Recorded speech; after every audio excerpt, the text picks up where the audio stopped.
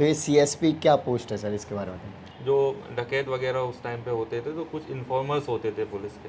As a DSP क्या क्या काम करने होते हैं उसके बारे में बताइए। पूरे ज़िले के जो भी ऑफिसर्स होते हैं वो यहाँ कंट्रोल रूम में बैठते हैं और एरिया की जो भी कंप्लेंट होती है उनको सुनते हैं। हेलो एवरीवन, आई होप आप सभी लोग काफ़ी अच्छे होंगे। फ्रेंड्स, आज हम a day in a life of DSP करने वाले हैं। आज हम हैं ग्वालियर में, और ग्वालियर में आप देख सकते हैं हम इंदरगंज नगर पुलिस अधीक्षक कार्यालय में हैं। और चलिए आज हम आपको एक डीएसपी की क्या क्या वर्किंग होती है, क्या काम करना होता है एक दिन में, दिखाते हैं। सो फ्रेंड्स, चलिए मिलते हैं अशोक सिंह जादौन सर से, जो कि करेंटली सीएसपी हैं। Good morning sir and ma'am. Okay sir, generally आपकी डे की जो शुरुआत है वो कब से होती है, मतलब क्या आपका दिनचर्या का रूटीन रहता है? जनरली मेरा मॉर्निंग 7 वेकअप रहता है, वेकअप टाइम रहता है।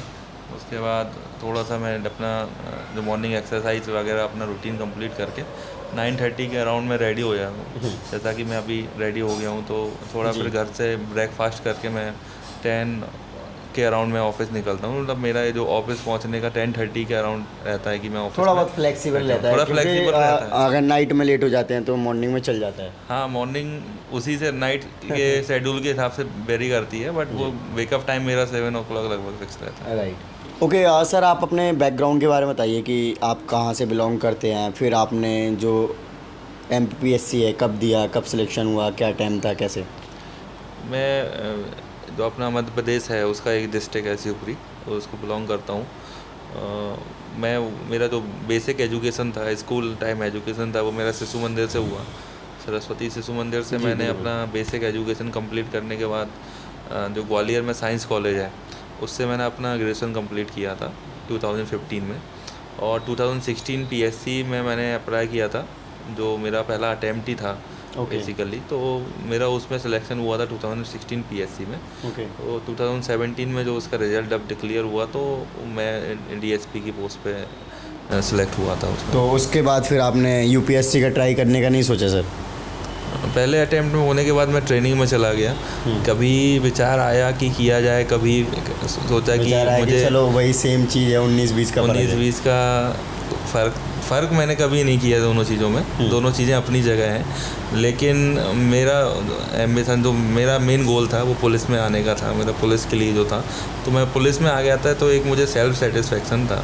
और बेसिकली सारी चीज़ें हम सेटिस्फेक्शन के लिए ही करते हैं। तो आप और मैम की जर्नी मैंने सुना है कि काफ़ी इंटरेस्टिंग रही है, तो मैम बताएंगे इसके बारे में कि क्या जर्नी रहा मैम आपका और सर का? जर्नी तो हम कोइंसिडेंसली मिले थे जी। लाइक 2017 की बात है, मतलब मिले भी नहीं थे। लाइक हम वाटर पार्क में थे, मैं मेरी फैमिली के साथ थी, इनके फ्रेंड्स के साथ थे। तो मैंने फ़ोटोज़ के लिए एक लड़की का फ़ोन लिया था जी।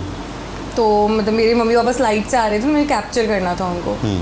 तो वो फ़ोन इनका निकला, मतलब ऐसा हुआ। वो फ़ोन इनका था, बट मैंने लिया इनकी फ्रेंड से था। तो मैंने उसे अपना नंबर दिया, मैंने बोला तुम शेयर कर देना पिक्चर्स मुझे। बाद में फिर डीपी इनका था। फिर इनके मैसेजेस आए, तो मैंने इसे रिस्पॉन्ड नहीं किया। मैं एमबीए कर रही थी, मेरा अपना सर्कल था, कोई जान पहचान है नहीं, मैंने इनको देखा भी नहीं था वाटर पार्क में। फिर इंस्टाग्राम पे आपने देखा होगा, मैंने नहीं देखा था आपको जी।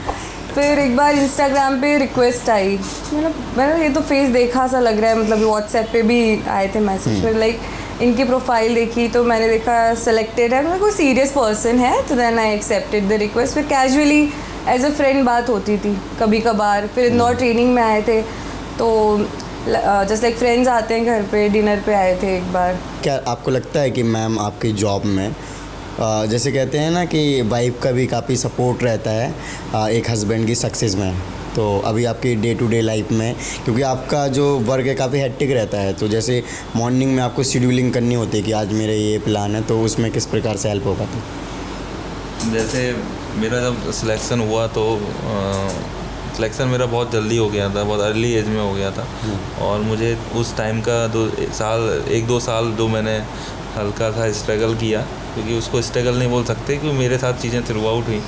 बट इस जॉब में आने के बाद में, जहाँ आपको एक फैमिली सपोर्ट, आपका बैकअप सपोर्ट, आपके लाइफ पार्टनर सपोर्ट की ज़रूरत पड़ती है, तो उसके लिए ये सबसे परफेक्ट है मेरे लिए कि मुझे एक ऐसा लाइफ पार्टनर मिला हुआ है कि जो मुझे अच्छे से समझता है, मुझे अच्छे से मेरे बैक सपोर्ट में रहता है। तो मेरी जो मैं बाहर जो चीज़ें रिप्रेजेंट कर पाता हूँ, खुद को रिप्रेजेंट कर पाता हूँ, खुद को अपना रिलैक्स रख पाता हूँ, मेरी हेल्थ, मैं अपने आप को हेल्थ वाइज अच्छा इम्प्रूवमेंट कर पा रहा हूँ। तो उसके लिए कहीं ना कहीं फैमिली का ही सपोर्ट है जो मुझे इनकरेज करता है और मेरी चीज़ें बहुत सेटअप रहती हैं उनसे। ओके।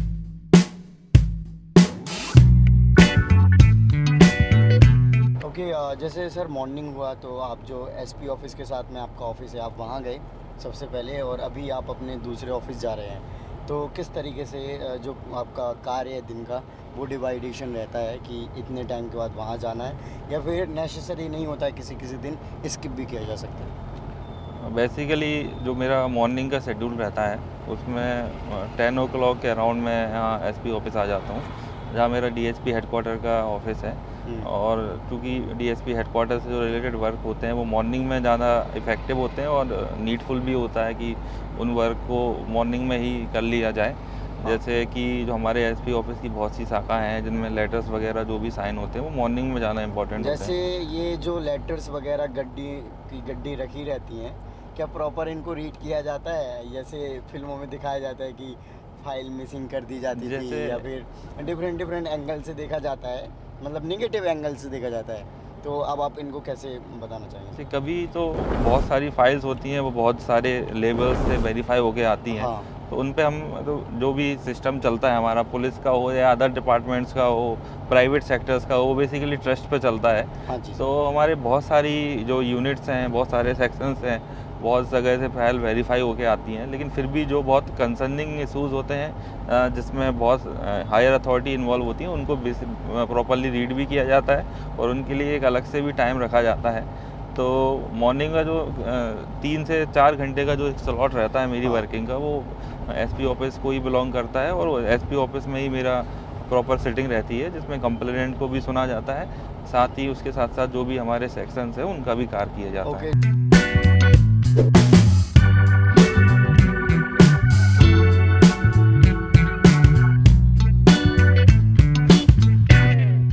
जैसे कि आपकी अभी जो प्लेट है उस पे लिखा है अशोक सिंह जादौन सीएसपी, और हम आपको डीएसपी के नाम से जान रहे हैं कि डीएसपी आपका पोस्ट है। तो ये सीएसपी क्या पोस्ट है सर, इसके बारे में बताएं। जो हमारी डिस्ट्रिक्ट पुलिस है ग्वालियर हाँ। की, किसी भी शहर की होती है, तो उसको जो थाने होते हैं उनको कुछ सर्कल में डिवाइड किया जाता है। बेसिकली जो 3 सर्कल होते हैं, 3 थाने होते हैं, उसको एक सर्कल माना जाता है। जैसे एक आपके बोर्ड में अनुभाग लिखा माना है जाता कंपू, पड़ाव, इंदरगंज। इंदरगंज। तो मैं बेसिकली 3 थानों के लिए एक सुपरविजन ऑफिसर डीएसपी को अपॉइंट किया जाता है। तो जो शहर के थाने होते हैं अगर अनुभाग में, सर्किल में, तो शहर के जो थाने होते हैं उनमें उसको फिर सिटी एसपी सीएसपी के नाम से बोला जाता है। और फिर जो रूरल एरिया होता है, ग्रामीण एरिया होता है, उसमें SDOP, sub divisional officer of police.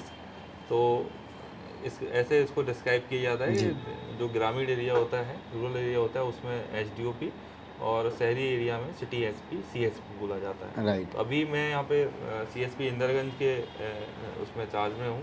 इसमें मेरे पास 3 थाने, कंपू, इंदरगंज और पड़ाव, 3 थानों का सुपरविजन और इन्वेस्टिगेशन में देखता हूँ। ओके। आप सर अराउंड जो आपका मुझे लग रहा है आपका डेट ऑफ बर्थ होगा 95 है मेरा। हाँ 95 है। तो उस टाइम पे पुलिसिंग का ज़्यादा क्रेज़ रहता, पुलिस को लेकर लोग काफ़ी डरते थे, या फिर यूँ कहें कि पुलिस का दबदबा होता था देखा जाए लोगों के बीच में। तो आपने ये सब सोच के आपने ये पुलिसिंग में आए थे कि नहीं, आप पुलिस में जाओगे तो एक पावरफुल फील करोगे, साथ ही साथ लोगों की हेल्प भी कर पाओगे?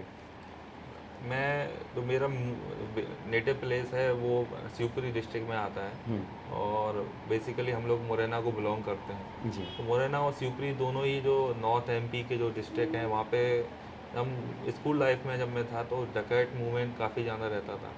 काफ़ी ज़्यादा न्यूज़पेपर्स में 2002 से लेके 8 और 9 तक, जब तक मध्य प्रदेश में डकैतों की प्रॉब्लम रही, तब तक पुलिस का बहुत अहम रोल होता था। सारे मूवमेंट को कैप्चर करना, मुखबरी, डकैतों का मूवमेंट, और डे टू डे उनकी अखबार में मुखबरी आपने बताइए क्या है सर? जो डकैत वगैरह उस टाइम पे होते थे तो कुछ इन्फॉर्मर्स होते थे पुलिस के, तो वो लगातार न्यूज़पेपर्स में आते आते पुलिस को लेके मेरा एक थॉट बन गया कि बोले कि दूसरी चीज़ फिर और भी चीज़ें जो डेली लाइफ में होती रहती हैं, हम लोग जब घर से निकलते हैं तो एक पुलिस अब फ्रंट फेस होती है सोसाइटी में कि ये सर्विस ऐसी है जो दिखती है दूर से। तो धीरे धीरे मेरा जब स्कूल लाइफ से ही एक इंटरेस्ट था डेवलप हो गया था, और कॉलेज लाइफ में मैं जब एंटर कभी किया कोई ऐसा तब ऐसा मैंने कोई इसकी सीन तो नहीं रहा कि पुलिस के साथ आपका क्लैश हुआ हो, मेरा सो दैट की ईगो में आके कि नहीं अब मैं पुलिस ऑफिसर मेरा बनूंगा? कोई ऐसा क्लैश कभी नहीं रहा। जी। और मेरे घर के आसपास भी कुछ लोग थे जो पुलिस में थे और रहते थे, और रेगुलर मेरा उनसे कम्युनिकेशन बना रहता था। मेरा कुछ ऐसा इनकाउंटर कभी कुछ नहीं हुआ कि पुलिस के साथ मेरा कुछ ना कॉलेज लाइफ में ना स्कूल लाइफ में।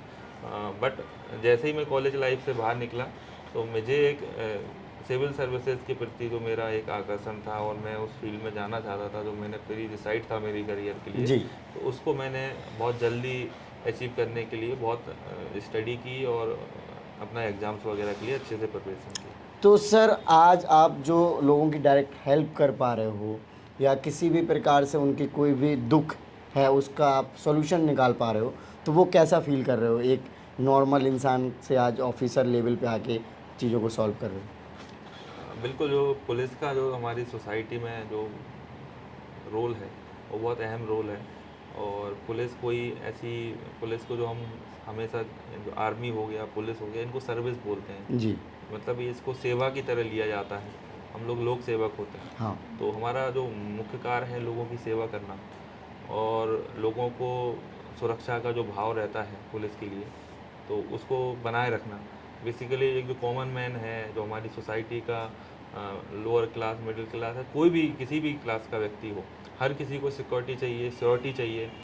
और समाज में कुछ हमारे अनसोशल एलिमेंट्स भी होते हैं जो समाज को दूषित करते हैं, गंदा करते हैं।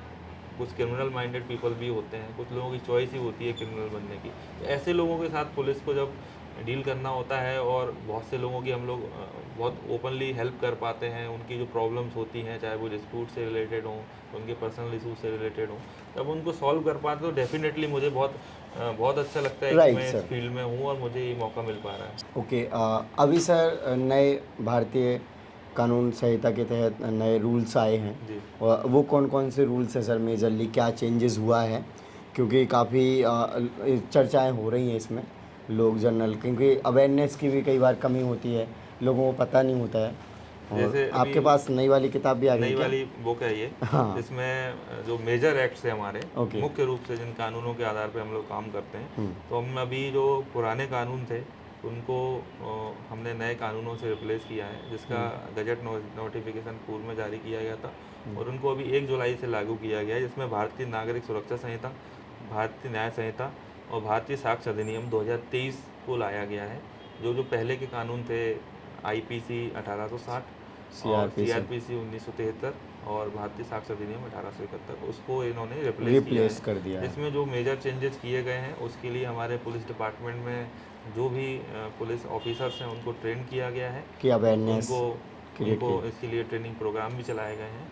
और हमारी जो अभी 1 जुलाई के बाद की जितने भी FIR रजिस्टर्ड हो रही हैं वो इन नई कानूनों के तहत इन्वेस्टिगेट की जा रही हैं और रजिस्टर की जा रही हैं। ओके, सर आपके बारे में पहले काफ़ी हम बात कर ही चुके हैं। सर एज अ DSP क्या क्या काम करने होते हैं उसके बारे में बताइए, क्योंकि आपने बताया कि आपके पास 2 चार्जेस मिले हुए हैं अभी फिलहाल में। अभी ग्वालियर डिस्ट्रिक्ट में मैं DSP हेडक्वार्टर हूँ, और साथ ही यहाँ मैं CSP इंदरगंज जो एक पोस्ट है वो भी मुझे चार्ज में मिला हुआ है।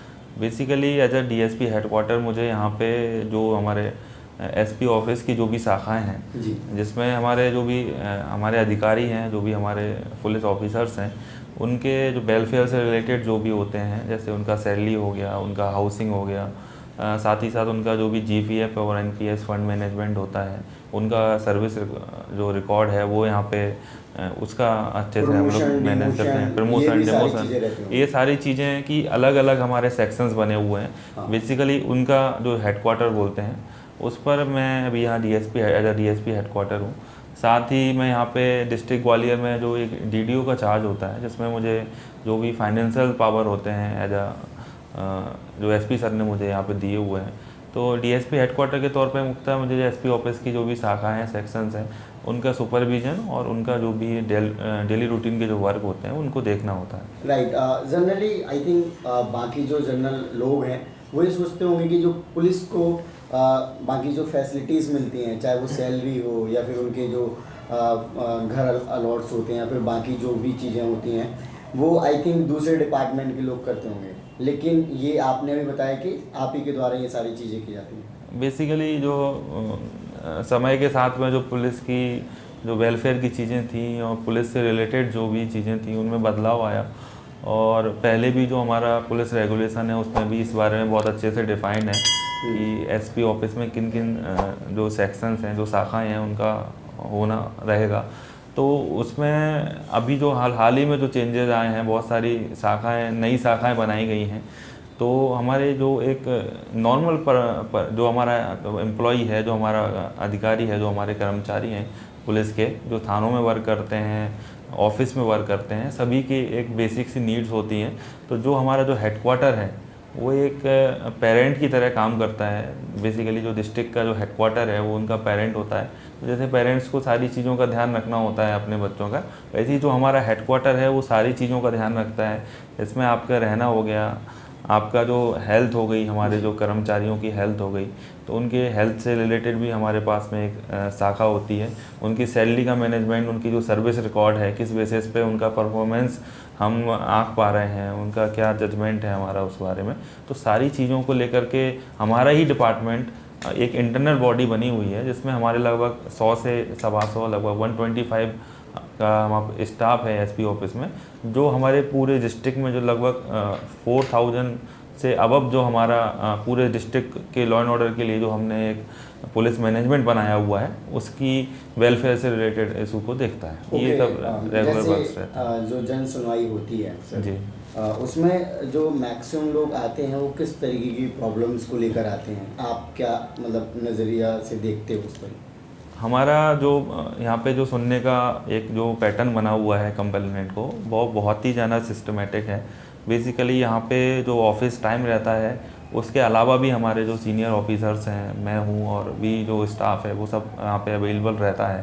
साथ ही जो यहाँ पे कोई भी आ सकता है, कभी भी आ सकता है। क्या टाइमिंग रहता है? कोई ऐसा टाइम नहीं रहता, कोई अपॉइंटमेंट वगैरह भी नहीं, कुछ अपॉइंटमेंट का नहीं है कुछ। नॉर्मली बहुत फ्रीली सभी से हमारे एसपी सर मिलते हैं। हम लोग भी जो कंप्लेंट की ग्रेविटी है उसके बेसिस पे हम लोग भी सुनते हैं, और प्रति मंगलवार हर ट्यूसडे को यहाँ पे जन सुनवाई होती है, जिसमें 11 to 3 हमारा जो टाइमिंग रहती है। 4 घंटे पूरे ज़िले के जो भी ऑफिसर्स होते हैं वो यहाँ कंट्रोल रूम में बैठते हैं और अपने अपने सर्किल के, अपने अपने एरिया की जो भी कंप्लेंट होती है उनको सुनते हैं। तो जो कंप्लेंट का जो बेसिकली पैटर्न रहता है वो चूँकि शहर का एरिया ग्वालियर डिस्ट्रिक्ट में जाना पड़ता है, तो उसमें जो आसपास के पड़ोस के विवाद हैं या जो फैमिली डिस्प्यूट्स हैं उनकी संख्या ज़्यादा रहती है।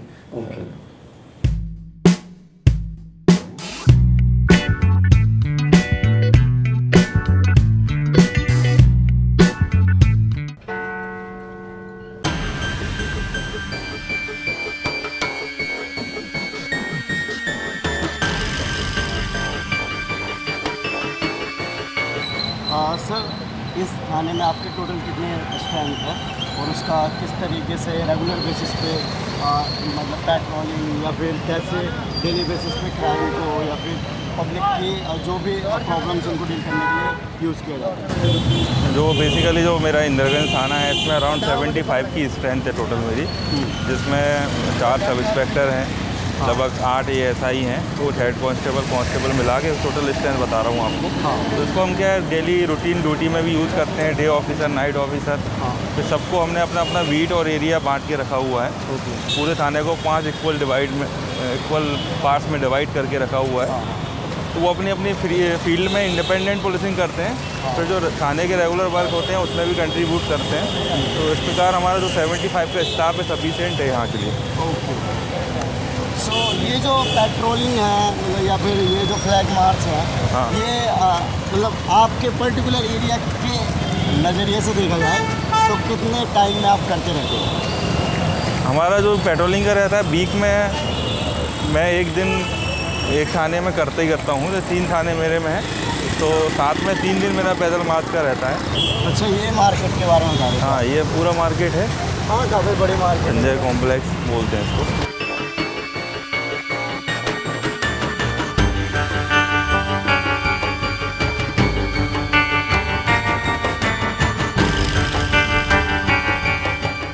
ओके, आज सर हम जानना चाहेंगे कि आपकी कहाँ कहाँ पोस्टिंग रही है और क्या एक्सपीरियंस रहा अलग अलग जगह का सर। मेरी जो पहली पोस्टिंग हुई थी वो रीवा डिस्ट्रिक्ट में हुई थी, जो रीवा बघेलखंड बोला जाता है, वहाँ मेरी पहली पोस्टिंग हुई थी, जहाँ मैं ट्रेनिंग मैंने वहीं पे ली रीवा ज़िले में। मेरा जो वहाँ के बाद मैं मुरैना में आया। मुरैना में कंबा सब डिवीज़न है, जो क्राइम की नज़रिए से काफ़ी ज़्यादा सेंसिटिव माना जाता है। वहाँ मेरी पोस्टिंग हुई और वहाँ लगभग मैं 2 साल रहा। उसके बाद मैं श्योपुर में भी रहा। श्योपुर में 1 साल में यूपी श्योपुर के पोस्ट पर रहा, और अभी लगभग 1 साल से मैं ग्वालियर में पोस्टेड हूँ। लगभग मेरी अभी 4 साल का फील्ड एक्सपीरियंस हो गया। के बारे में बताया कि आपके डिफरेंट एरिया में पोस्टिंग रही है। जैसे कि एमपी का एरिया देखा जाता है मेजरली तो काफ़ी हरा भरा और पहाड़ों से भरा हुआ, और चंबल की वो बहुत ही प्रसिद्ध नदी या फिर वो एरिया माना जाता है चंबल का एरिया। तो सर, आपके कार्यकाल में कोई ऐसे इन्काउंटर्स रहे हों जो आपने फेस करे हों, और कोई ऐसा मेजर क्राइम अभी भी ऐसा रहा हो कि अफेक्टेड ज़्यादा है? बेसिकली यहाँ का जो इतिहास रहा है, पुलिसिंग के नज़रिए से देखा जाए, एक आम क्राइम पैटर्न के नज़रिए से देखा जाए, तो श्योपुर मेरी जो पोस्टिंग रही है तीनों, श्योपुर, ग्वालियर और यहाँ मुरैना, तीनों जगह डकैतों का काफ़ी मूवमेंट होता था। लेकिन उस तरह से जो इसके बाद जब डकैत यहाँ से ख़त्म हुए, तो जो क्राइम जो अगेंस्ट सोसाइटी जो क्राइम होता है, वो पैटर्न अभी भी वहीं रहा। जैसे अपहरण के अपराध हो गए और ग्रुप बना करके लूट और डकैती वाले जो अपराध थे, वो जनरली यहाँ प्रक्रिया में रहे। और बहुत सारे ऐसे क्रिमिनल भी रहे जो बहुत ज़्यादा चर्चित रहे, जो क्योंकि राजस्थान और यूपी से भी लगा हुआ एरिया है मुरैना का। तो मेरे वहाँ रहने के दौरान मैंने वहाँ अम्बा में भी 2 शॉर्ट एनकाउंटर किए थे, जिसमें एक डकैती के जो हीनियस अपराधी को पकड़ने के लिए हम गए थे, तो उसने हम पे फायर कर दिया था। यहाँ ग्वालियर में भी अभी इस तरह की एक घटना हुई थी, जिसमें इंदरगंज में ही एक आरोपी को पकड़ने के लिए हम लोग गए थे, तो उसने हमारे ऊपर लगातार फायरिंग की थी, तो हमारे द्वारा ही फायरिंग की गई थी। तो बेसिकली जो अपराध का यहाँ पैटर्न रहा है, वो शुरू से ज़्यादा हीनियस प्रवृत्ति का रहा है। उसी के नज़रिए से पुलिस ने यहाँ पे कंट्रोल भी किया है। Right sir. सर, लास्ट में आज हमने आपके साथ पूरा आर्डेना लाइव वीडियो शूट किया, जो कि आपकी पुलिसिंग देखा जाए तो काफ़ी हेक्टिक रही है, और आपके साथ जो पुलिस कर्मचारी हैं डिफरेंट एज के हैं, इन सभी के लोगों के साथ आप कैसे मोटिवेट इनको रखते हो, खुद भी मोटिवेट रखते हो, और मतलब कूल रहते हो ताकि काम सुचारू रूप से हो सके? बिल्कुल, हमारा जो भी अचीवमेंट्स होते हैं पुलिस में, वो एक टीम वर्क की तरह होते हैं, और हर एक एज ग्रुप के लोग होते हैं जिनका एक वास्ट एक्सपीरियंस होता है। भी जनरली हमको उनका अनुभव का जो लाभ मिलता है, उनके द्वारा जो हम लोगों को जो गाइड किया जाता है, वो किसी भी स्थिति में हमको मतलब फ़ायदा ही होता है उस चीज़ से।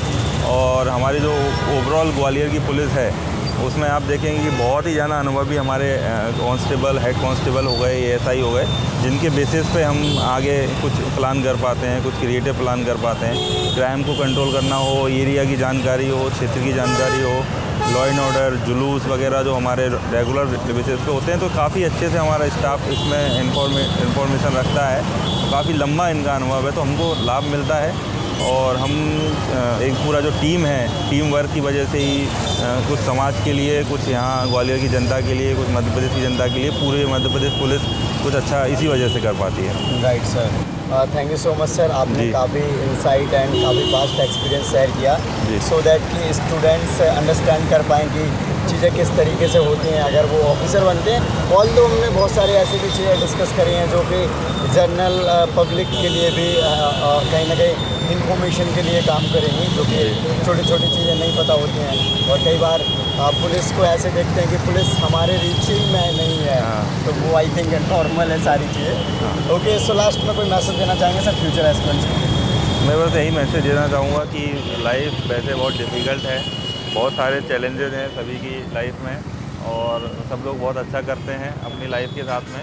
बट पुलिस हो, अदर सर्विसेज हो, प्राइवेट सेक्टर हो, सभी अपनी पर्सनल लाइफ के साथ साथ सोसाइटी को भी कुछ कंट्रीब्यूट करना चाहते हैं। और कंट्रीब्यूट करें, ये हमारा उद्देश्य होना चाहिए। हम अपने पर्सनल ग्रोथ के साथ साथ वो जो अपना सोशल ग्रोथ है उस पर भी ध्यान दें, हमारे आसपास के लोग भी हमारे साथ आगे बढ़ें, पूरा सोसाइटी हमारे साथ आगे बढ़े, पूरा देश हमारे साथ आगे बढ़े। तो हमारा जो इंडिविजुअल जो कंट्रीब्यूशन हो सकता है उस चीज़ को समझें, भारत को, हमारे मध्य प्रदेश को स्वच्छ बना के रखें, सुंदर बना के रखें, और जो भी गवर्नमेंट एजेंसीज़ हैं एक एज अ सिटीज़न जो आपका कंट्रीब्यूशन होना चाहिए उस आप अपने रोल को समझें, और जो भी आपका सहयोग हमारे लिए हो सकता है, पुलिस के लिए, प्रशासन के लिए और हमारी सरकार और एजेंसीज़ के लिए, वो आपकी तरफ से मिलता रहे, ये मैं आप लोगों से अपेक्षा करता हूँ। सभी को मेरा नमस्कार, जय हिंद, जय Bharat. Thank you so much sir for your lovely message and respecting as a staff लोग। सो फ्रेंड्स, आई होप आपने काफ़ी वीडियो एंजॉय किया होगा। तो लाइक करें, शेयर करें।